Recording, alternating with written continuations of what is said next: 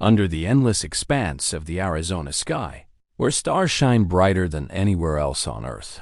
A solitary cowboy named Jake Monroe lived a life as predictable as the desert sunrise. For 32 years, he'd known nothing but dust, cattle, and the comforting rhythm of ranch life. But one fateful night, everything he believed about the universe and about love would be shattered forever. When a mysterious woman appeared at his remote ranch with eyes that seemed to hold galaxies within them, Jake felt something he'd never experienced before. She called herself Stella, and there was something otherworldly about the way she moved, the way she spoke, as if she didn't quite belong to this world. And she didn't. What began as an impossible romance beneath the stars would become a story that defied the very laws of nature itself. This is the tale of a cowboy who dared to love beyond the boundaries of his world, and the cosmic secret that would test whether love truly knows no limits. Buckle up, because this journey goes far beyond the horizon. Jake Monroe had inherited the Silver Creek Ranch from his grandfather 5 years ago, and in that time, he'd grown accustomed to solitude. The nearest town was 40 miles away, and his only regular companions were his horse, Dusty, and his aging cattle dog, Copper. The ranch sat in a valley surrounded by red rock formations that glowed like fire at sunset, a place so remote that cell phone service was nothing but a fantasy. Jake liked it that way. After a painful divorce that had left him questioning everything about human connection, isolation felt like medicine. He'd wake before dawn, tend to the 100 head of cattle that roamed his 3,000 acres, repair fences, and fall asleep under stars so bright they seemed close enough to touch. It was a hard life, but it was honest, and it was his. That October evening started like any other. Jake had spent the day moving cattle to the eastern pasture and was bone-tired. He'd just finished a simple dinner of beans and cornbread when Copper started barking frantically at the front door. The old dog rarely made a fuss about anything anymore, so Jake grabbed his rifle and stepped onto the porch. What he saw made him freeze mid-step. A woman stood about 50 feet from his house, illuminated by his porch light. She was tall and slender, wearing what looked like a silver dress that seemed to shimmer in the darkness. Her hair was long and dark, falling past her shoulders, and even from that distance, Jake could see her eyes large, luminous, and an unusual shade of violet that he'd never seen before. "Can I help you, ma'am?" Jake called out, lowering his rifle but not setting it aside. Out here, unexpected visitors were unusual, and a woman alone in the middle of nowhere at night was downright impossible. She took a few steps forward, and Jake noticed something strange about her movements. They were too smooth, too graceful, as if gravity affected her differently. "I need help," she said, her voice clear but with an odd cadence, as if English wasn't her first language. "My vehicle broke down about a mile from here. I've been walking for hours." Jake studied her carefully. She didn't look distressed or exhausted like someone who'd been walking through the desert for hours should look. Her silver dress didn't have a speck of dust on it, and her feet were bare, yet showed no signs of injury. "A mile from here is nothing but desert and rocks," Jake said cautiously. "What kind of vehicle?" She hesitated, and in that moment of silence, Jake saw something flicker in her eyes, fear, perhaps, or calculation. "A car," she finally said. "It's a rental. I was trying to reach the observatory." Jake knew she meant the research facility about 20 miles north, where scientists studied the unusually clear night skies. It was plausible, he supposed, though something about her story didn't quite add up. But she was alone, apparently stranded, and his grandfather had raised him to never turn away someone in need. "All right," he said, finally setting the rifle inside the door. "You can use my phone to call for help, though I should warn you, cell service out here is pretty much non-existent. Landline works, though." She smiled then, and it transformed her entire face, making her seem both more human and somehow less so at the same time. "Thank you," she said. "My name is Stella." As she climbed the steps to his porch, Jake caught a scent like ozone and wildflowers, something that shouldn't exist together, but somehow did. Up close, she was breathtaking in a way that made his heart race. Her skin seemed to have a faint luminescence, and those violet eyes held depths that made him feel like he was staring into space itself. He shook his head slightly, attributing his strange thoughts to exhaustion.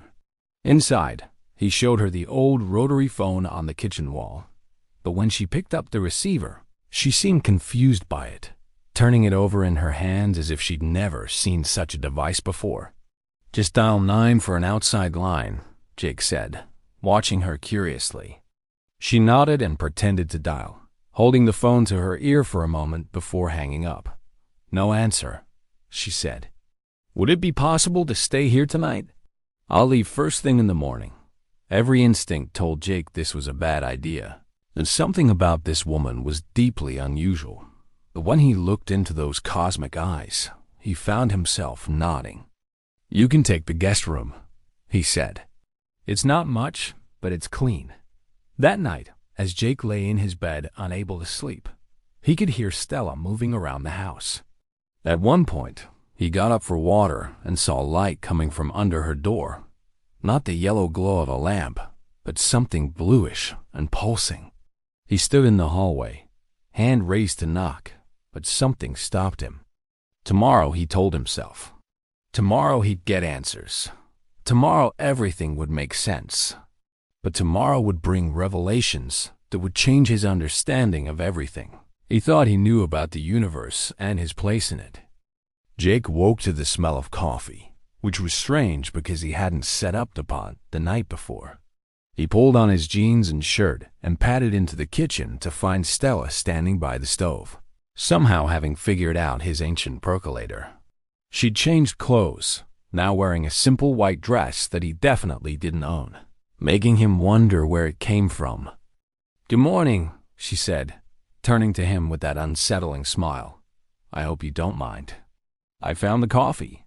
Jake nodded, accepting a cup and studying her in the morning light streaming through the windows. She was even more striking in daylight, her features almost too perfect, too symmetrical. "So," he said carefully, "about that car of yours. Why don't we take my truck and go find it? I've got some tools. Might be able to get it running." Stella's expression flickered with something like panic before smoothing into calm. "That's very kind, but I don't think it can be repaired. It's single quotes S. severely damaged." Jake raised an eyebrow. "How severely?" She turned away, looking out the window at the desert landscape. "Beyond your understanding of repair." The phrase struck Jake as odd, but he pressed on. "Well, I've got to head into town for supplies this afternoon. I can give you a ride to the sheriff's office, and they can help you sort things out." She spun around quickly, too quickly, moving with that same impossible grace. "No," she said firmly, then softened her tone. "I mean, that won't be necessary. I've already contacted my people. They'll come for me. I just need a few days." A few days. Jake should have said no. Should have insisted on taking her to town immediately. But something about her presence intrigued him in a way he couldn't explain. "All right," he heard himself say, "a few days. But you'll need to earn your keep. I've got a ranch to run." She smiled genuinely then and nodded. "I would like that very much. I want to understand your world better." The phrasing was odd again. Your world, not our world. But Jake let it slide. Over the next 3 days, Jake discovered that Stella was unlike anyone he'd ever met. She asked questions about everything: why the sun rose in the east, why cattle needed to eat grass, why humans required sleep. Her questions seemed almost childlike, yet held a depth that suggested she was comparing his answers to knowledge from somewhere else entirely. She was surprisingly helpful around the ranch, though she had to be taught the most basic tasks. She'd never held a hammer, never ridden a horse, never even driven a vehicle, or so it seemed. Yet she learned with incredible speed, mastering in hours what should have taken weeks. When Jake showed her how to repair a fence, she absorbed the technique after a single demonstration and completed the rest of the fence line with perfect precision. When he taught her to ride, she was initially terrified of Dusty, but by the end of the day, she rode like she'd been born in the saddle. "You're a quick learner," Jake commented that evening as they sat on the porch watching the sunset paint the desert in shades of orange and purple. "I've always been good at adaptation," she replied, staring at the sky with an expression of profound longing. "It's necessary for survival." As the days passed, Jake found himself falling for her. It started with small things, the way she laughed at Copper's antics, the concentration on her face when she learned something new, the genuine wonder she expressed at a simple desert flower. They'd talk for hours each night, though Jake did most of the talking. He told her about his childhood, his failed marriage, his dreams of expanding the ranch. She listened with an intensity that made him feel truly heard for the first time in years. When he asked about her life, she'd deflect with vague answers about growing up far away and being different from her family. On the fourth night, something shifted between them. They'd been sitting on the porch when a meteor shower began, streaks of light cutting across the darkness. Stella stood up abruptly, her hand pressed to her chest, and Jake saw tears streaming down her face. "Hey," he said softly, standing beside her. "What's wrong?" She shook her head, unable to speak, and without thinking, Jake pulled her into his arms. She stiffened at first, then melted into his embrace, her body trembling. They stood like that for a long time, and when she finally pulled back to look up at him, those violet eyes shimmering with unshed tears, Jake did what he'd been wanting to do for days. He kissed her. She kissed him back with a passion that seemed to contain galaxies of longing. And in that moment, Jake felt something he thought he'd never feel again, hope. But as they broke apart, both breathless, Stella whispered words that sent a chill through him despite the desert heat. "I'm so sorry," she said. "You deserve to know the truth. But I'm afraid once you know, everything will change." Jake cupped her face gently, his thumb wiping away a tear that seemed to shimmer with its own light. "Whatever it is, we'll figure it out together," he said. But even as he spoke the words, he wondered if he was making a promise he couldn't possibly keep. That night, as he lay alone in his bed, Jake heard sounds from outside, a strange humming that seemed to vibrate through the very air itself. He got up and looked out his window to see Stella standing in the middle of his yard, her arms raised to the sky, bathed in a column of soft blue light that seemed to descend from the stars themselves. His heart pounding, Jake watched as she slowly lowered her arms and the light faded away. Whatever Stella was hiding, he knew he was about to discover it, and he suspected that the truth would be far stranger than any lie he could have imagined. The next morning, Jake decided he couldn't wait any longer for Stella to reveal her secrets. He found her in the barn, gently stroking Dusty's mane and whispering to the horse in a language that sounded like musical chimes. When she noticed Jake, she stopped abruptly, a guilty expression crossing her face. "We need to talk," Jake said, his voice firm but not unkind. "Last night, I saw you outside. That light ... Stella closed her eyes, her shoulders sagging in what looked like defeat. When she opened them again, they held a resolve that hadn't been there before.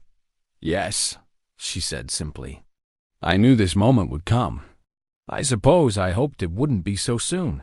She walked past him out of the barn, gesturing for him to follow her into the house. Inside, she sat at his kitchen table, her hands folded in front of her. Jake took the seat across from her, his heart hammering in his chest. "Jake," she began, her voice steady but tinged with sadness, "what I'm about to tell you will sound impossible. You'll want to dismiss it as madness or lies. But I swear to you, every word is true." She took a deep breath. "I'm not from here. I don't mean I'm not from Arizona or even from this country. I mean I'm not from this planet. I'm not human, Jake. I'm what you would call an extraterrestrial, an alien." The words hung in the air between them like a bomb waiting to explode. Jake stared at her, his mind refusing to process what she'd just said. He'd expected many things, that she was running from an abusive relationship, that she was in witness protection, that she was hiding from the law. But this was insane. "You're joking," he said finally, though his voice lacked conviction even to his own ears. "I wish I were," Stella replied. She held up her hand, and before Jake's eyes, her skin began to shimmer.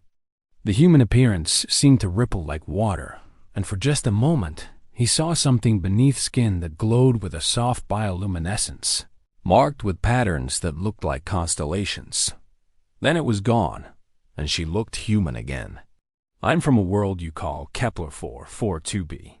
We've been observing Earth for centuries, studying your species, trying to understand you. I was sent here as part of a research mission 3 of your months ago. But something went wrong." She paused, pain crossing her features. "My ship malfunctioned during a routine survey flight. I crashed in your desert. The ship is damaged beyond my ability to repair it alone. I've been trying to contact my people, but the communication array was destroyed in the crash." Jake stood abruptly, his chair scraping against the floor. He walked to the window, gripping the sill as he tried to make sense of what he was hearing. Part of him wanted to laugh it off as elaborate nonsense, but he'd seen too many inexplicable things over the past days. Her strange questions, her inhuman grace, the way light seemed to move differently around her. That column of light last night, it all suddenly made a terrible kind of sense. "Why tell me now?" he asked, not turning around. "Because you deserve the truth," Stella said softly. "And because I'm falling in love with you, and I cannot build something real on a foundation of lies." Those words made Jake turn around. She stood now, her eyes shimmering with emotion that looked entirely human. "Last night," she continued, "I was attempting to boost my signal, trying once more to reach my ship's emergency beacon. My people should have found me by now. I fear something has gone very wrong." Jake moved back to the table, sitting down heavily. 1,000 questions fought for dominance in his mind, but only one seemed to matter. "These people of yours," he said, "when they come for you, you'll leave. You'll go back to your world." It wasn't a question. Stella nodded slowly. "If they come, yes. I have no choice. I don't belong here, Jake. I'm not built for this world long term. The gravity, the atmosphere, the solar radiation. I can survive here for a time, but eventually my body will begin to deteriorate. I have perhaps 6 of your months before the damage becomes irreversible." 6 months. Jake felt something crack inside his chest. He'd found something precious, something rare, and it came with an expiration date. "Show me," he said suddenly. "Show me the real you. All of you." Stella hesitated, vulnerability flashing across her face. "Are you certain? Once you see, you cannot unsee. I will be forever changed in your eyes." Jake stood and walked to her, taking her hands in his. They felt warm and human, but now he could feel a subtle vibration beneath the skin, like a current of energy. "Show me," he repeated. Slowly, deliberately, Stella let her human disguise fall away. Her skin began to glow with soft bioluminescence, pale blue and silver patterns emerging across her arms and face like living tattoos. Her eyes shifted, the violet deepening and expanding until they were larger, more luminous, filled with swirling nebulae. Her hair seemed to move of its own accord, as if underwater, each strand catching light like fiber optics. She was utterly alien, and yet still somehow her still Stella. And she was beautiful in a way that took Jake's breath away. "My God," Jake whispered. Stella's expression crumbled, tears streaming down her now glowing cheeks. "You're terrified," she said brokenly. "I can see it in your face. I've lost you." But Jake shook his head, stepping closer instead of away. He reached out and touched her luminescent cheek, feeling the warmth and that strange vibration beneath his fingers. "I'm not terrified of you," he said quietly. "I'm terrified of losing you." And then he kissed her again, kissing her true face, her real self, and felt her melt against him with what sounded like a sob of relief. When they broke apart, she slowly shifted back to her human appearance, though Jake could now see the strain it caused her, the effort of maintaining the disguise. "What do we do now?" he asked. Stella smiled sadly. "We have whatever time we have. Let's not waste it." But even as they held each other, both knew that their story was far from over. The real challenge was just beginning, because love across the stars comes with complications neither of them could have imagined. Over the following 2 weeks, Jake's life transformed into something out of a science fiction novel. Stella took him to her crash site, a remote canyon about 12 miles from his ranch. The ship, if you could call it that, was half buried in sand and rock, a sleek metallic structure that seemed to shift colors in the sunlight, reflecting hues that shouldn't exist. It was smaller than Jake expected, about the size of a small RV, but Stella explained that it could fold space in ways that made interior dimensions irrelevant. Inside, the technology was so far beyond human understanding that Jake could only stare in wonder. Crystalline panels that displayed information in 3-dimensional light, walls that seemed to be grown rather than built, and at the center, a navigation system that showed a map of the galaxy with Earth as a tiny point among billions. The ship's main drive was cracked, leaking some kind of energy that Stella said was slowly poisoning the local environment. "How do we fix it?" Jake asked, though he already suspected the answer. "We can't," Stella replied, running her hands over the damaged systems with obvious grief. "The materials required don't exist on Earth, and the technology to manufacture them is centuries beyond your species' current development. My only hope is that my distress beacon eventually reaches my people, or that another survey ship comes looking for me." She turned to him, her expression somber. "But Jake, there's something you need to understand. If they find me, they'll take me home immediately, and they won't allow me to return. Contact with developing species is strictly regulated. What I've done revealing myself to you, staying here, it's already violated countless protocols. When they find out, I'll face significant consequences." Jake felt a chill despite the desert heat. What kind of consequences? Stella looked away. Exile from field work at best. Memory restructuring at worst. They might erase everything I've experienced here, everyone I've met. They might erase you. The thought of being forgotten by her, of these moments together simply being deleted from existence, filled Jake with a rage he'd never felt before. "That's not right," he said. "You can't just erase someone's memories." It's for the greater good," Stella interrupted, though she didn't sound convinced. "To prevent emotional trauma, to allow operatives to move forward without the pain of lost connections. It's considered merciful." Jake took her hands. "There has to be another way. What if you didn't go back? What if you stayed here, with me?" Stella's eyes filled with tears. "I'm dying, Jake. Slowly, but inevitably. Without regular cellular regeneration treatments from my world's technology, my body will break down. I have months, not years." The next days were bittersweet. They fell into a routine working the ranch together during the day, sharing meals and stories in the evening, holding each other through the night as if they could stop time through sheer will. Stella taught Jake about her world, a planet orbiting a red dwarf star, where 3 moons painted the sky in shifting colors and cities were grown from living crystal.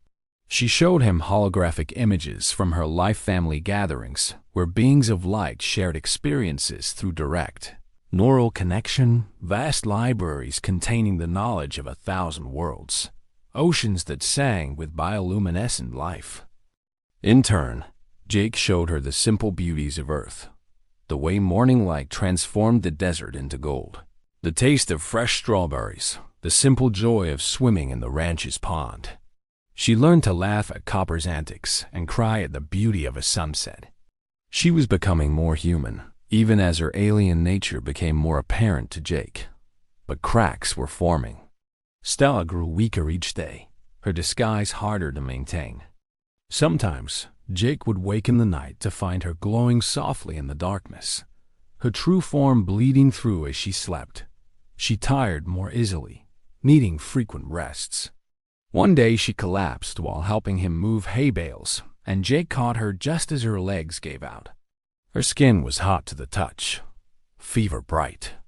"I'm sorry," she whispered as he carried her to the house.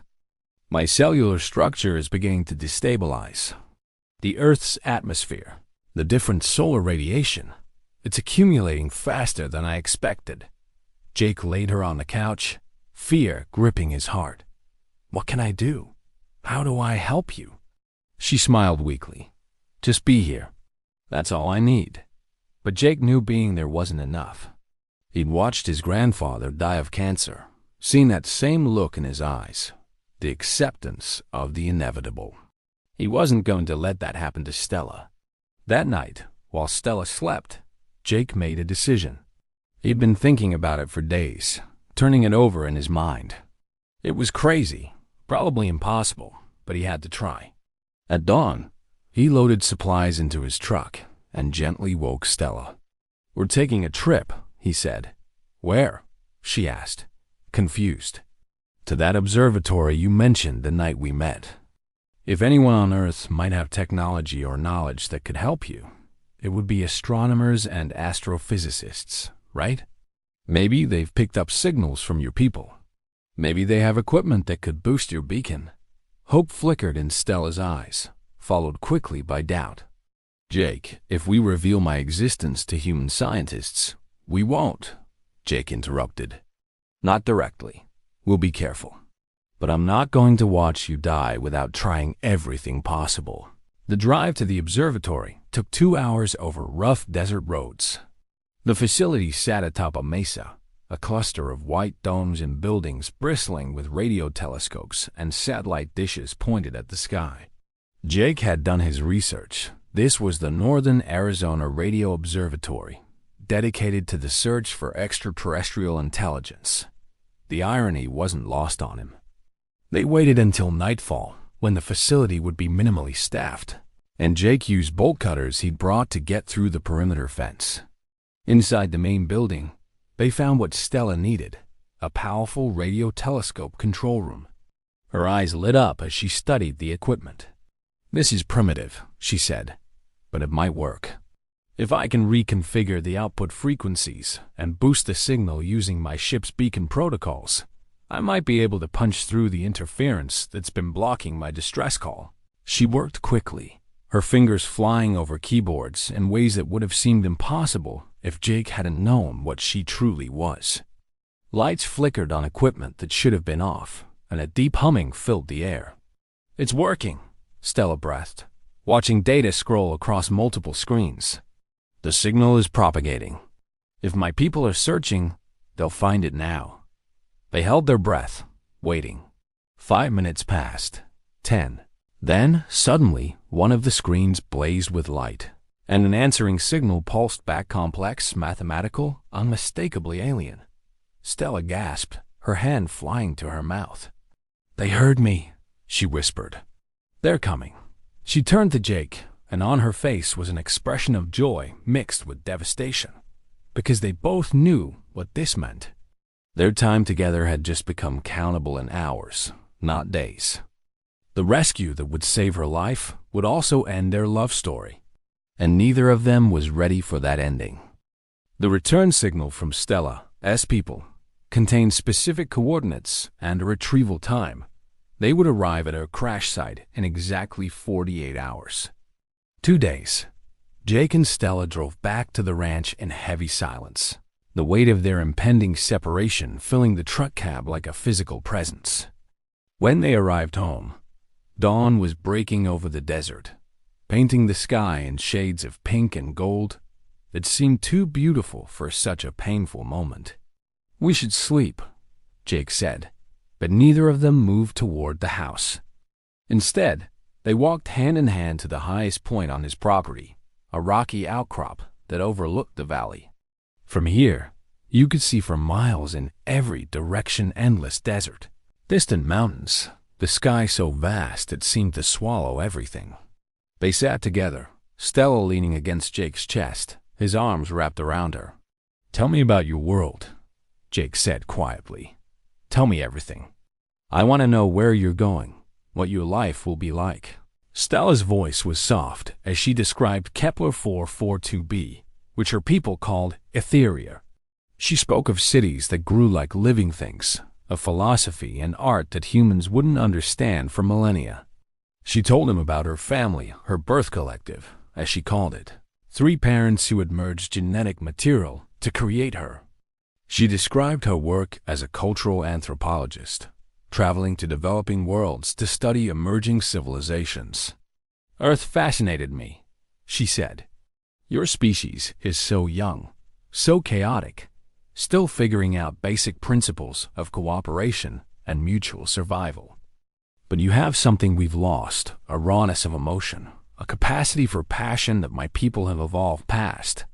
We're logical, efficient, peaceful, but we've forgotten what it means to feel deeply. Is that why you stayed?" Jake asked. "Why you let yourself fall for a simple cowboy?" Stella turned in his arms to look at him directly. "You're not simple, Jake Monroe. You're kind and strong and genuine in ways that are rare anywhere in the galaxy. When I crashed here, I was terrified, alone, certain I would die light years from home. Then you took me in, asked nothing in return, showed me patience and compassion. You made me feel safe. And then you made me feel something I'd never felt before: love. Real and overwhelming and completely illogical." She cupped his face. "On my world, partnerships are chosen through compatibility algorithms, arranged for optimal genetic and social outcomes. What we have, this connection based on pure emotion and chance, it's something my people have lost. And now that I've felt it, I don't know how I can go back to a life without it." Jake kissed her forehead, his heart breaking. "Then don't. Stay with me." They'd had this conversation before, and they both knew the reality. Without treatment, Stella had weeks at most. Already her human disguise was failing. Her skin flickered between human and luminescent, her true nature bleeding through more with each passing hour. "I wish I could," she whispered. The next 48 hours were both the longest and shortest of Jake's life. They didn't waste time sleeping. Instead, they savored every moment riding horses across the desert at sunset, cooking meals together, dancing to old country music on his porch under the stars. Stella learned to rope cattle, laughed when she fell off a horse, cried at the beauty of Earth's moon rising over the mountains. Jake memorized every detail of her. The way her laugh sounded like wind chimes, the expression she made when she was thinking deeply, the warmth of her hand in his.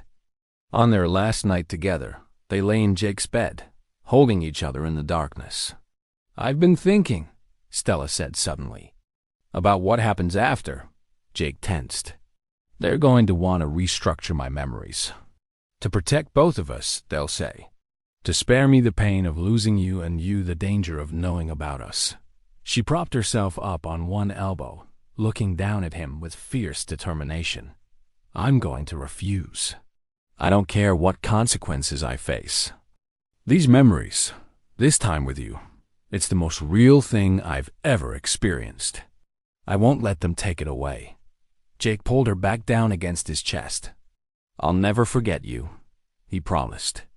"Every time I look at the stars, I'll wonder which one is yours. I'll remember that somewhere out there, across impossible distances, there's someone who made me believe in love again. They made love that night with a desperate intensity, as if they could somehow imprint themselves on each other so deeply that no distance could erase the connection."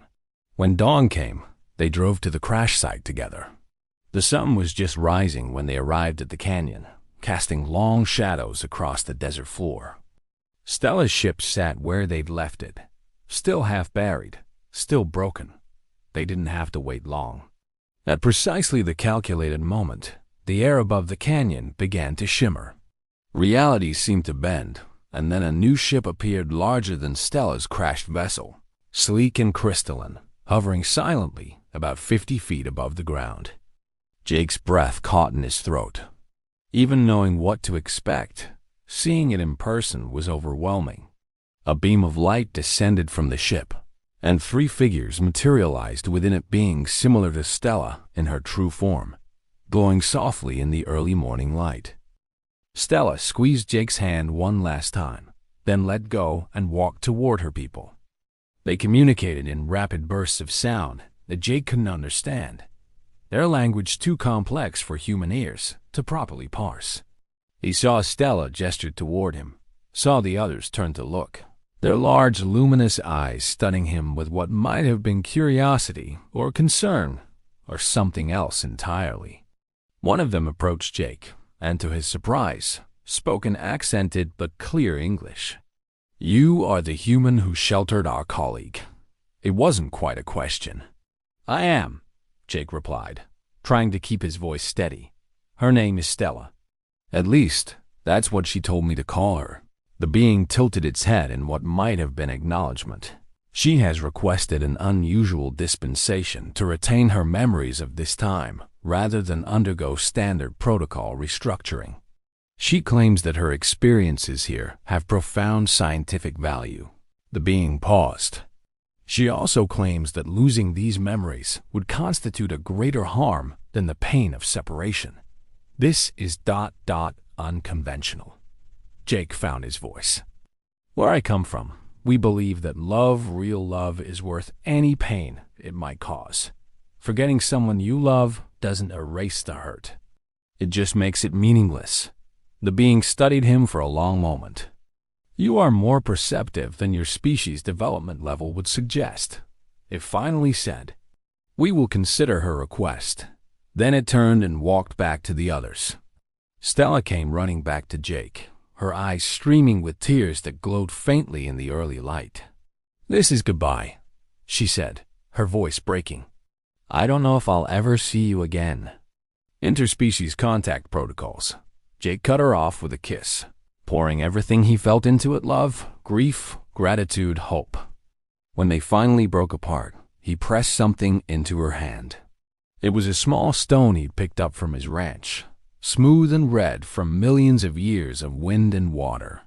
"So you never forget where you fell in love," he said. Stella clutched it to her chest, nodded wordlessly, then turned and walked back to the beam of light. As it lifted her up toward the ship, she kept her eyes locked on Jake's until the very last moment. Then she was gone, and the ship folded space around itself and vanished, leaving Jake standing alone in the desert with his heart in pieces and his eyes on the sky. 3 months passed. Jake threw himself into the work of the ranch, using physical exhaustion as a barrier against the grief that threatened to overwhelm him. He'd told no one about Stella, who would believe him anyway. Sometimes he wondered if he'd imagined the entire thing, if loneliness and isolation had finally driven him to madness. But then he'd see something, the mended fence they'd repaired together, Dusty nosing at the spot where Stella used to stand, the slight scorch mark in his yard where her ship's rescuers had appeared, and he'd know it was real. On clear nights, he'd sit on his porch and stare at the stars, wondering which one was hers, whether she was looking back, whether she remembered him. The red stone he'd given her had a twin that he kept in his pocket, a tangible reminder that it had all been real. Then, on a cold December night, something impossible happened. Jake was checking on a pregnant cow in his barn when Copper started barking frantically. He stepped outside to investigate and froze. The air was shimmering above his yard, the same reality-bending effect he'd seen 3 months ago. His heart hammered in his chest as a familiar crystalline ship materialized, smaller than the one that had taken Stella away. The beam of light descended, and a figure appeared within it, but this one was alone, and as it became solid, Jake's breath caught. It was Stella. She stood in his yard, wearing her human disguise, looking exactly as she had the first night they met, except for the expression on her face, hope mixed with fear, mixed with desperate longing. For a moment, they just stared at each other across the distance of his yard. Then they were running, meeting in the middle, crashing together in an embrace so fierce it drove the air from Jake's lungs. "Ow," was all Jake could manage to say. How are you here? Stella pulled back just enough to look at him, tears streaming down her face. After they took me home, they debriefed me, examined me, ran every test imaginable. They wanted to restructure my memories, but I refused. I fought them. Jake, I told them that what I experienced with you had scientific and cultural value that couldn't be dismissed. I argued that love, real emotional connection, was data, that my feelings were evidence of something my species had lost. She smiled through her tears. It took weeks of debates with the Council of Ethical Research, but eventually they agreed. They let me keep my memories. More than that, they acknowledged something revolutionary, that perhaps in our evolution toward logic and efficiency, we'd lost something essential to consciousness itself. Jake cupped her face, still afraid this was a dream. But you're dying here. You said, 6 months without treatment, Stella interrupted. But Jake, they've developed something new. A portable regeneration device, small enough to be implanted. It processes Earth's atmosphere and radiation, converts it to something my biology can handle. It's experimental, but it works. I tested it for 2 months on Etheria before they'd let me return. She pressed her hand to her chest, where a faint glow pulsed beneath her skin. I can stay, Jake. Not forever. I'll need to return home every few years for maintenance and replacement devices. But I can live here, with you, for as long as you'll have me. Jake couldn't speak. The words were too big, the joy too overwhelming. He kissed her instead, and she kissed him back with the same desperate passion as their first kiss, but now without the shadow of goodbye hanging over them. When they finally broke apart, both laughing and crying, Jake had 1,000 questions. Your people are okay with this? You staying on Earth? Stella nodded. It's unprecedented, but they've authorized it as an ongoing cultural study. I'll document human life, submit regular reports. In their eyes, I'm a researcher living among my subjects. But Jake, to me, you're not a subject.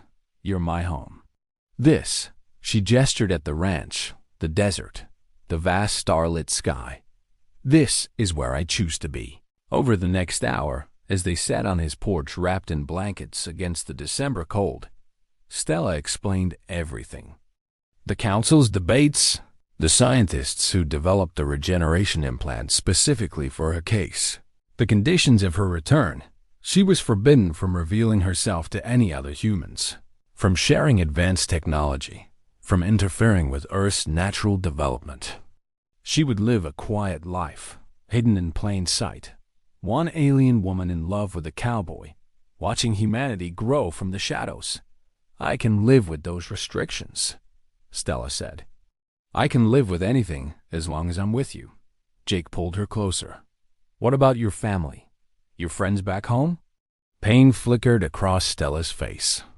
They don't understand. To them, I've chosen exile for an irrational attachment to a primitive being, no offense. None taken, Jake said with a slight smile. They're not entirely wrong. Stella shook her head firmly. They're completely wrong. What we have, this connection, it's not primitive. It's fundamental.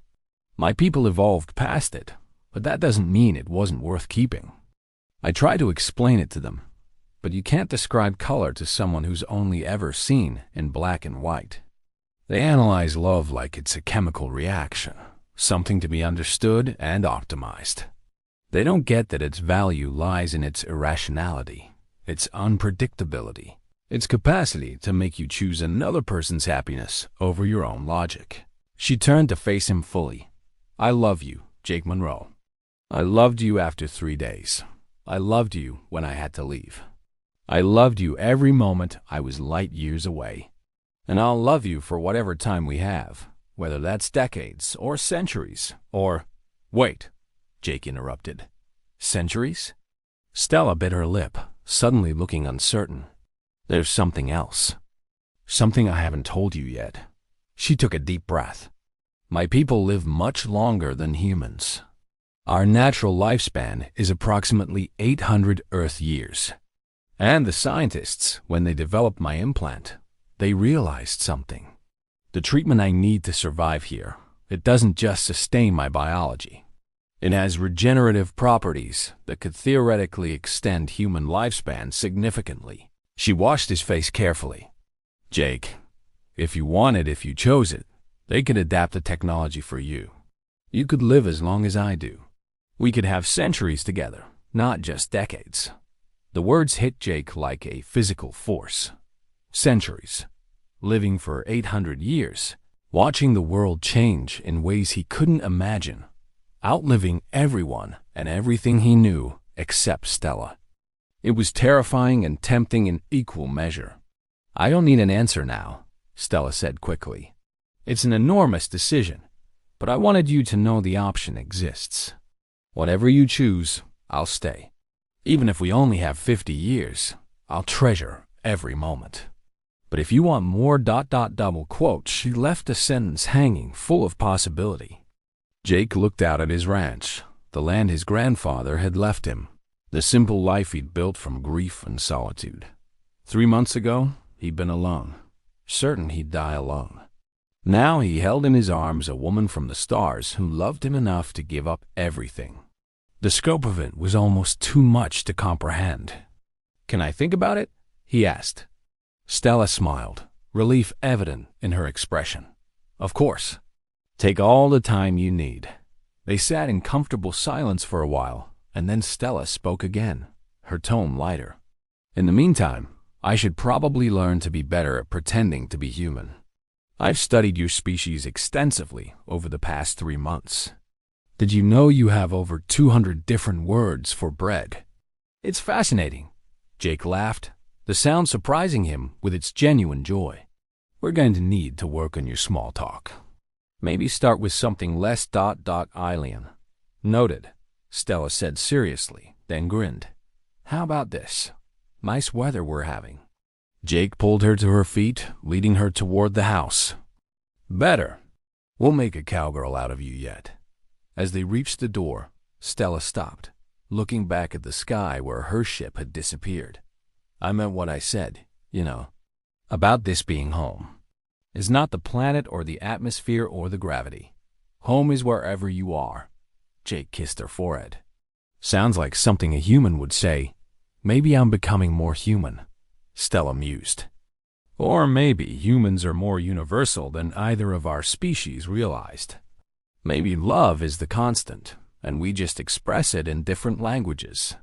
They went inside together, and behind them, the desert stretched away under a sky filled with stars, billions of suns, countless worlds, infinite possibilities. Somewhere out there, Stella's people continued their logical, efficient existence. But here, on a small ranch in Arizona, 2 beings from different worlds built something simple and profound, a life together, against all odds, across all distances. In the weeks and months that followed, Jake and Stella created a new normal. She officially became Stella Monroe, complete with fabricated documentation that the council had provided.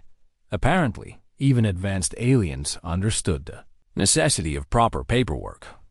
She helped run the ranch, learning to drive, terrifyingly fast, to cook, with mixed results, and to navigate the complexities of human social interaction. The few times they went into town, people remarked on Jake's mysterious new wife, but no one suspected the truth. How could they? The idea was too impossible. Jake never made a decision about the lifespan extension. Some days he was tempted. The thought of centuries with Stella was intoxicating. Other days he felt it was too much, too far from the human experience he'd always known. Stella never pushed, content with whatever time they had. On clear nights, they'd sit on their porch, watching the stars.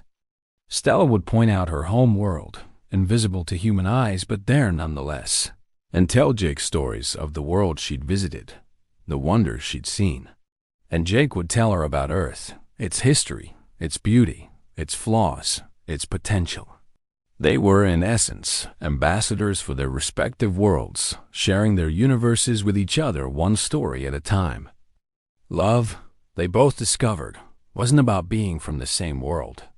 It was about choosing to build a world together, brick by brick, moment by moment, heartbeat by heartbeat. Jake had fallen in love with an alien. Yes. But more importantly, he'd fallen in love with Stella, brilliant, curious, kind, strange, and entirely herself. And she'd fallen in love with him, a cowboy, who'd shown her that sometimes the most profound truths in the universe are the simplest ones. That connection matters, that kindness transcends species, and that love, real, true, irrational love, is worth crossing galaxies for. As they sat together under the vast Arizona sky, two beings from impossibly different worlds, they were living proof that the universe, for all its size and complexity, sometimes conspires to bring the right souls together. And that's a truth that transcends planets, species, and stars, a truth as old as consciousness itself and as fresh as the next heartbeat. Their story wasn't an ending. It was a beginning. And the universe, vast and mysterious, watched with interest as a cowboy and an alien wrote their next chapter together, one improbable, impossible, beautiful day at a time.